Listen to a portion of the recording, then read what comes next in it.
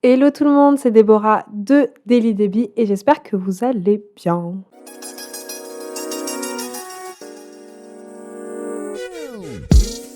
Aujourd'hui, je vous propose une vidéo où je vous présente les sorties de février qui m'intéressent. Il me semble qu'il y a 12 livres, en tout cas plus ou moins 12 livres, des livres assez différents. Il y a de la non-fiction, il y a du young adulte, il y a des thrillers, enfin vraiment il y a un peu de tous les pays du monde en plus. Donc c'est une liste que j'ai pris plaisir à créer.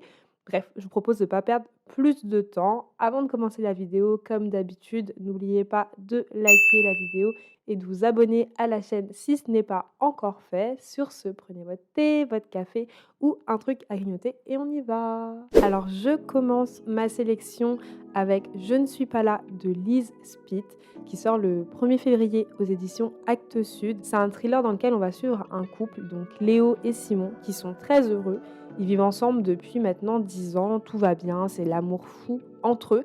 Et un soir, tout va changer parce que Simon va rentrer et Léo va pas du tout le reconnaître, que ce soit en termes de comportement, que ce soit en termes de façon de parler, d'attitude. En fait, tout est vraiment différent. Et de ce que j'ai compris, c'est cette nouvelle situation entre Simon et Léo qui va finir par mettre Léo en danger. Ensuite, on a La cabane aux confins du monde de Paul Tremblay qui sort le 2 février aux éditions Gallmeister. Donc c'est un roman où une famille part en vacances, donc dans un coin tout le temps isolé. Vous savez quand ça va partir en thriller, donc vous imaginez bien, endroit isolé, au fin fond de la forêt, personne autour d'eux ni quoi que ce soit. Et il y a un homme qui va sortir de nulle part et qui va commencer à jouer avec la fille du couple, une petite fille de 7 ans. Et après un petit moment, voilà, qu'ils ont passé ensemble, tout se passe bien, ils rigolent, où la petite fille se dit « Ok, c'est bon, j'ai trouvé mon nouveau meilleur ami ». Et là, il y a des personnes qui sortent des bois et qui inspirent vraiment pas confiance. Ce sont des personnes armées et tout. Donc la petite, elle prend peur, elle veut rentrer chez elle. Et là, le gars qui était supposé être son ami hein, entre guillemets, ça reste un adulte, il lui dit « Rien de ce qui va se passer n'est ta faute ». Pour moi, ça va être un roman qui sera super stressant. Et ça me fait penser à un roman que j'ai lu récemment, qui est Le monde après nous, de Ruman Alam. C'est un roman de la rentrée littéraire que j'ai beaucoup apprécié et je vais vous en parler normalement dans une des prochaines vidéos qui arrivent. Mais en tout cas, là, ce que je peux vous dire sur ce livre, c'est que pour moi, c'est une ambiance qui est assez identique. Donc on est dans une forêt, on est dans un endroit qui est coupé du monde et il va se passer quelque chose, mais on ne sait pas ce qui se passe. On n'arrive pas à identifier cette chose qui va tout bousculer. Ensuite, on a Ils étaient 7 de Christina Larmer qui sort le 2 février aux éditions Le Cherche Midi. Donc moi, je suis une grande fan d'Agatha Christie, même si ça se voit pas du tout à mes dernières lectures, mais je suis une grande fan de ce qu'elle fait. Enfin, j'ai pas mal de livres d'elle qui sont dans ma bibliothèque. Et vraiment, j'avais binge readé tous ces livres. Enfin, tous ces livres, elle en a trop, mais j'en avais binge readé pas mal. Et Ils étaient 10, c'est l'un de mes thrillers préférés. Donc pour moi, ça me paraissait tout à fait logique d'ajouter Ils étaient 7, qui s'inspire voilà, fortement d'Agatha Christie dans ma liste des sorties de février. Voilà, ça me paraissait logique.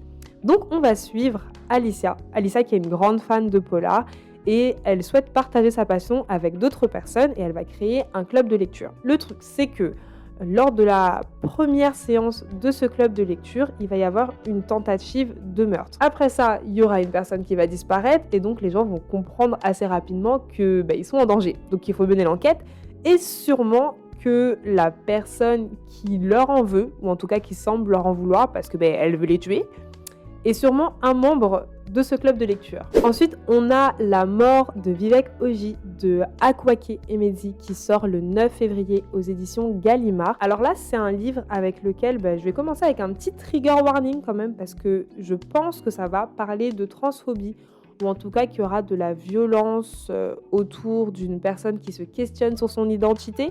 Donc voilà, déjà petit trigger warning par rapport au thème de l'histoire. Et donc, c'est une intrigue qui va se passer au Nigeria et on va suivre la mère de Vivek Oji, qui est un jeune homme qui semble sans souci. Vraiment, il vit sa petite vie. Sauf que le lendemain d'une émeute, sa mère va découvrir son corps sur leur véranda. Donc voilà, Vivek Oji est mort, sans qu'on ne sache vraiment pourquoi. Et suite à ça, sa mère va essayer de comprendre pourquoi son fils est mort, dans quelles circonstances il est mort, mais qu'est-ce qui a mené surtout à sa mort? Donc lors de sa petite enquête, quand elle va un petit peu fouiller dans son passé, elle va essayer de comprendre par exemple pourquoi il s'est laissé pousser les cheveux, pourquoi des fois il semblait ailleurs. Et en fait, durant toute l'intrigue, elle va s'interroger sur la vie de son fils, mais surtout sur sa vie cachée finalement.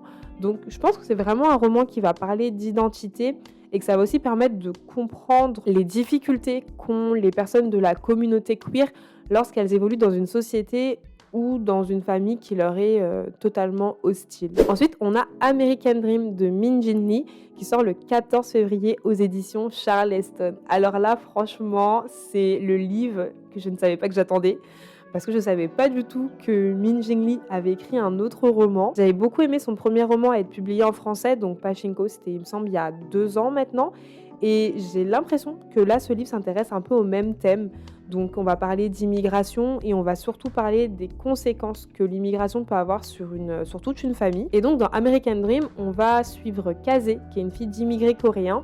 Et grâce à ses parents, grâce à leur travail, au fait qu'ils aient immigré, etc., elle a pu intégrer une bonne fac, une fac assez élitiste. Et donc, elle va rencontrer et elle va fréquenter des personnes qui viennent pas du tout du même milieu social qu'elle. C'est des personnes qui n'ont pas les mêmes valeurs, c'est des personnes qui n'ont pas la même histoire. Enfin bref, c'est des personnes dont elle est très différente. Sauf qu'en passant du temps avec ses camarades, elle va finir par plus s'identifier à eux qu'à sa famille. Donc ça va créer des problèmes, ça va créer des conflits avec ses parents et ils vont finir par la mettre à la porte.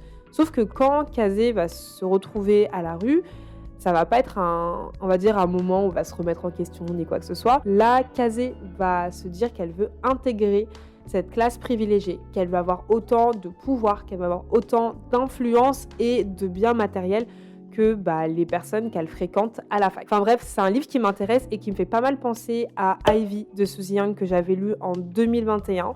Et les thèmes sont assez similaires. Donc on va parler d'ascension sociale et on va parler de tout ce qu'on est capable de faire pour atteindre ses objectifs et surtout pour avoir plus d'argent et juste être riche tout simplement. Après ça, on a Bad Girls de Jennifer Mathieu qui sort le 15 février aux éditions Milan. Alors là, j'avoue que ce qui m'a attirée, c'est pas forcément le titre, mais c'est plus la couverture. Je trouve que la couverture est super belle, elle dégage quelque chose en termes de, les couleurs, la posture de la fille, les lunettes, enfin bref, il y a un truc qui m'attire pas mal dans cette couverture. Sauf que c'est un young adulte et non un livre adulte, donc je sais pas trop ce que ça va donner. Mais pour parler un peu plus de l'histoire, ça se déroule dans les années 60 à Houston, donc au Texas, et on va suivre 2 filles. On a d'un côté Evie, qui est considérée comme une bad girl, c'est une fille qui fait du bruit, c'est une fille qui se maquille, on va dire trop. Et en gros, c'est le genre de fille qu'on pourrait décrire comme infréquentable. Et à côté de ça, on a Jan, qui est une fille de bonne famille, d'une famille aisée, voilà, une fille qui est douce, une fille maniérée, enfin bref, une fille fréquentable pour le coup. Et le soir où elles vont se rencontrer, Diane va tuer un homme pour sauver Evie. Et c'est un peu ça qui va cimenter leur relation. Donc clairement, c'est un livre qui va parler d'amitié, c'est un livre qui va parler de sororité. Et j'ai bien envie de voir comment va évoluer cette relation qui, selon moi, a commencé quand même d'une manière assez chaotique.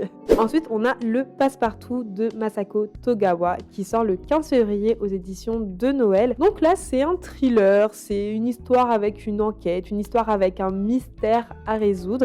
Et on va suivre des femmes qui habitent toutes dans le même bâtiment. Sauf qu'un jour, la gardienne leur apprend que le passe-partout a disparu. Donc le passe-partout, c'est une clé qui permet d'ouvrir toutes les portes des appartements de ce bâtiment. Au-delà du fait que c'est un peu cringe, un peu stressant, un peu effrayant de savoir que un inconnu peut rentrer chez soi comme ça sans qu'on le sache, là, les femmes ont également des secrets qu'elles souhaiteraient pas voire révéler, qu'elle voudrait garder secret, tout simplement. Et en fait, on aura aussi des petits flashbacks qui seront disséminés un peu dans l'histoire pour nous permettre de connaître leurs secrets. Et il y a des secrets qui sont quand même assez troublants. Donc la grande question de ce livre, c'est qui a intérêt à révéler leurs secrets et donc à voler la clé. Ensuite, on a La persécution de Madhav Tripathi de Aditya Sudarshan qui sort le 15 février aux éditions Mouton Électrique. Donc là, on suit Madhav. Madhav qui est un homme politique indien qui est de plus en plus important, qui commence à être écouté par les citoyens indiens et en gros qui commence à avoir vraiment beaucoup d'influence dans la politique indienne. Sauf que malheureusement pour lui, on n'a pas tous de la chance dans ce petit monde. Il va se retrouver au cœur d'un scandale Mais contrairement, voilà, aux hommes politiques et cetera, qui ont toujours un truc à cacher, lui, on comprend pas pourquoi il est au cœur de ce scandale et même on sait pas trop c'est quoi le scandale. En vrai, il y a tout un flou autour de cette histoire. Mais il y a un truc qui est sûr, c'est que, ben voilà, Mada va être exécutée. Ensuite, on a Génération Bistouri d'Elsa Marie et de Ariane Rio, qui sort le 15 février aussi, aux éditions JC Lattès. Je suis tombée sur cette non-fiction juste avant de filmer la vidéo, et vu que c'est un sujet qui m'intéresse énormément, comme tu as peut-être pu le voir avec ma dernière vidéo sur 4 choses que j'ai apprises sur la beauté, je me sentais obligée d'ajouter ce livre à ma liste et aussi je pense que je vais très certainement le lire en 2023. Donc voilà, on se tient au courant sur ce livre-là. Donc en gros, l'essai part d'un constat, c'est que les 18-34 ans font beaucoup plus de chirurgie esthétique que les 50-60 ans. Et à partir de là, les deux autrices, elles vont interroger des cliniques, mais aussi des personnes qui font de la chirurgie esthétique, donc soit des hommes ou des femmes, pour essayer de comprendre ce qui les pousse à faire ce type d'opération. Ensuite, on a Les Sorcières d'or de Shannon Smart qui sort le 16 février aux éditions de Saxus. Donc c'est un livre que j'avais déjà repéré lors de sa sortie en VO et que j'avais ajouté à ma palle. Après, je me suis pas du tout motivée à lire, donc le livre est toujours dans ma palle. Voilà. Par contre, je suis quand même super contente de voir que voilà, on lui laisse sa chance en français. Mais vu que c'est publié par De Saxus, j'espère aussi qu'il n'y aura pas trop de fautes dans le roman. Après voilà, moi personnellement, je sais pas si c'est un livre qui peut me plaire parce que c'est du young adulte et c'est vrai que je lis de moins en moins de young adulte parce que je m'y retrouve plus trop. Mais quand je vois les thèmes, je me dis pourquoi pas, parce que ça parle de quête, ça parle de vengeance, ça parle de relations familiales. Donc je me dis il y a quand même des thèmes qui sont pertinents et qui me correspondent. Donc en gros, on évolue dans un contexte de guerre. Donc on a Iraya qui est en prison depuis qu'on a renversé et tué sa mère. Et de l'autre côté, on a Jasmine, la fille de la nouvelle doyenne, qui est elle par contre en total désaccord avec la manière dont sa mère dirige le royaume. Donc voilà, elle s'entend pas du tout avec sa mère. Et pour détrôner la doyenne, les deux filles vont s'allier, même si de base ce sont des ennemis. Ensuite, on a Téhéran Trip de Massa Mohebali qui sort le 22 février aux éditions La Croisée. Donc là, c'est un livre qui a été banni de son pays et en fait, juste pour ça, c'est un livre qui a attiré mon attention parce que j'ai envie de savoir qu'est-ce qu'il y a de si controversé dans ce livre pour que son pays d'origine finalement l'interdise. Après, en lisant le synopsis, j'ai quand même pas pu piocher tant d'informations que ça sur l'intrigue, sur le livre. Mais voilà, tout ce que je sais, c'est que durant tout un week-end, on va suivre une jeune femme qui se sent oppressée par sa famille, qui se sent également oppressée par son pays. Et du coup, elle décide un soir de faire le mur et de découvrir toutes les faces secrètes de Téhéran. Et le dernier livre de ma liste, c'est Yenny, la promise du dragon de Nandi Taylor, qui sort le 22 février aux éditions Hachette. Ce roman, c'est une quête avec une princesse qui s'appelle Yenny et qui part à l'aventure pour trouver un remède pour son père qui est vraiment très très malade. Et du coup, lors de son voyage, elle va rencontrer Veish qui est genre mi-homme, mi-dragon. Je sais pas trop ce que ça donne en vrai dans votre esprit, mais voilà, lui il est mi-homme, mi-dragon.